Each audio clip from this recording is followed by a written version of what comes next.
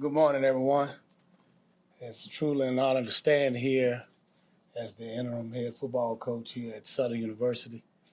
I must tell you that God truly has a sense of humor because I was this exact same time 2 years ago, I was standing in the same position, of course, on the other side. So no one could have told me this was going to happen, but, it's such in life when things happen, you gotta prepare for those things and go forward. So that's what we're doing here. Thankful for the opportunity that Coach Dula gave me to come back here. Of course, all know that I started here under Coach Richardson, my coach, who I played for at Winston-Salem State University.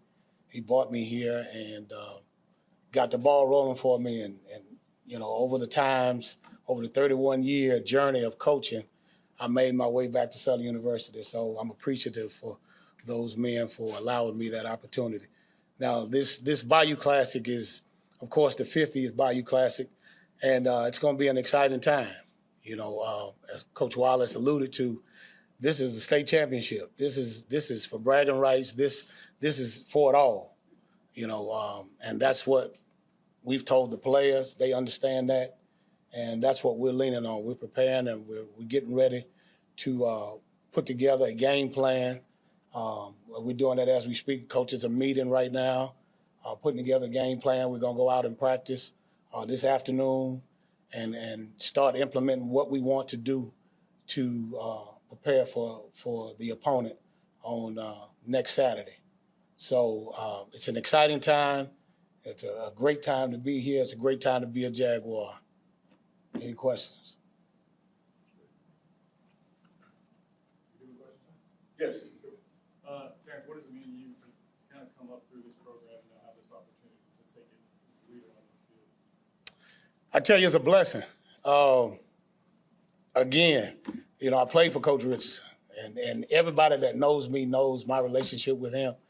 And to be able to stand on the field that's named after him, to be able to coach at the same university that he coached at the position that I'm in, the feeling is indescribable. But I'm very fortunate and very blessed to have that opportunity, and I'm going to make the most of it. Coach, what do you remember about the last time you did this? Going through that game and your feeling using that? As much as it's different, it's a lot of similarities. And like I said before, it's an emotional roller coaster because when change happens, you have to go through those emotions. But as I told the players yesterday, it's like riding a horse. You get knocked off the horse, you got to get right back on it. So we got knocked off the horse, so it's time to get back on it. So we went to practice yesterday. So trying to get those guys back to the normalcy of football and get back to football, it was the last time I did it, I was feeling my way because it was, something new. I'd been an interim before, but, it wasn't in that situation. So had a lot of great support, just like I have with the coaching staff here. Guys are all in, and that's what we all about. We're all in. So we're doing some similar things. Of course, I'm doing, I'm adding some things and deleting some things based on the situation that I was in once before. And that situation has helped me to navigate a little more smoothly now than that time. Do you have any idea who's going to call plays since the offensive coordinator is not going to be there? Yes, Coach Willard Totten will call the plays for the offense, and Coach Henry Miller will continue to be the defensive coordinator. Have all the coaches say it? Yes. Coach, we did bad in the second half. Is there anything that you would change as the interim coach that will help us navigate through the second half? Seems like we did.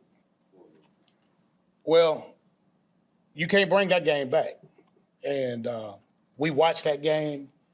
We made the corrections, and we're going to do the things that's necessary so that we won't have a second bad half and that we won't have a bad half period. So to answer the question, the things that we will do, we will correct those mistakes that we've made, and we'll go back and go forward. What do you think this team needs right now? Mental. Let's talk mental first. But then schematically, what can you do in a week to maybe turn some things around? Well, experience. Go back to it. The first thing we had to do was, let them have their moment. And like I told them yesterday, y'all got 48 hours. You got 48 hours. So let them have their 48 hours, and then we're going back to doing what we need to do. We need to prepare for this opponent because, like I told them, Grambling's not going to lay down. Grambling's not going to feel sorry for us because we've had a change. So we got to understand in life, those things are going to happen. And we talk about life to our players a lot, and this is one of those small things. This is the tip of the iceberg of life. Everybody just sees the tip, but they don't see the big ice underneath that water. So this is just the tip. So once they get over that, and what we're doing is we're doing what we always do. We're gonna love on them. We're gonna coach them. We're gonna teach them. We're gonna mentor them, and we're just gonna go with business as usual. There are some things that we will change, but it's nothing major. Just little subtle things that because I have to be Terrance Graves. So what I see fit or what we see fit for the program is Coach Wallace and I and the staff. What we see fit for those guys, that's what we're going to do. Coach, what's going to be the difference in your role as interim and Sean's role as active? What's the difference? I'm in charge of the day-to-day. He and I will consult as we do. We talk all the time. We did it as assistants. He was also helping me with the special teams, and so not much is going to change. We're going to consult and come together and collaborate and communicate like we always do. Are you interested in the job full time? I'm just worried about what I'm doing right now. I told the players last night. I told the coaches. I live in the precious present. We use the acronym WIN. What's important now?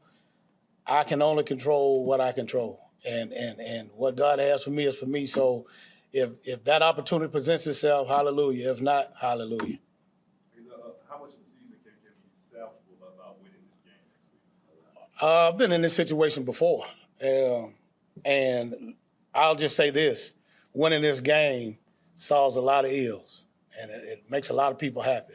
And more importantly, the players are happy because that's the most important thing. You want those guys to leave off the field as winners to springboard to the next season, the off season into the next season.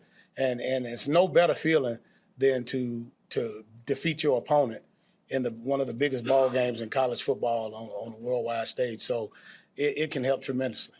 In your opinion, what has been the shortcomings of the team that has kind of led to this moment that we're in right now? Just some inconsistencies. A play here or there. Injuries are part of the game. So, some people like to say it's excuses, but it's in reality. So sometimes injuries will hinder the continuity of what you're trying to do, but that's not the major and the only factor. I just think that we've had some inconsistencies in certain things, and unfortunately things didn't go our way for the most part. There's been a lot of problems with discipline these past few weeks as far as flags and taking care of the ball. How do you address those in this short a time when there's not much overall change? Well, a lot of times those, depending on what those flags are. I mean, if a guy's playing hard, you got to look at it a couple ways. If a guy's playing hard and he's going hard, let's say holding. You can call holding on every play. And what's so disappointing for me is that guys holding will be called in certain situations, and other situations it wouldn't be called. So it's inconsistencies there. Now, if a guy's going hard and really hustling, trying to make a play, then, you don't have a problem with that. Now, the other stuff, that's something that, that's a judgment deal, and that's something that goes both ways. I mean, I think some of our players show great restraint in some of those games where things were happening to them and they walked away. And then sometimes we talking about 17 to 22-year-old young men. And, I can stand up here and sound good that, like when I played, that I let everything go by. And that's not the truth. And you don't want that to happen, but that's part of it. So then when it happens, you use it as a teaching moment, a learning moment, and to help them to not make those mistakes again. Coach, you brought your second-string quarterback in. Will you commit to maybe giving him a chance to play in the Bayou Classic, to show his skills? What we're going to do, the offensive coaches, the offensive coordinator, the offensive staff, they're going to handle the personnel situation. And whatever they come up with, it's going to be the best situation to give us the best chance to win. That's what we're going to go with. Do you feel like your coaches know their personnel the best? And kind of your thing is to oversee all this and let them handle their rooms? Yes, definitely. A few of these players have essentially been through 3 coaching changes. What would you do differently as now you're taking our hands? I'm going to be Coach Graves. And the thing about me, I'm also the special teams coordinator. So what makes that unique, being the special teams coordinator, I get to deal with all the players, not just the defense, not just the offense, but all the players. So I have a relationship with those guys. We already have a relationship, so they know how I am. They know what I stand for, what we stand for. So the transition will be smooth.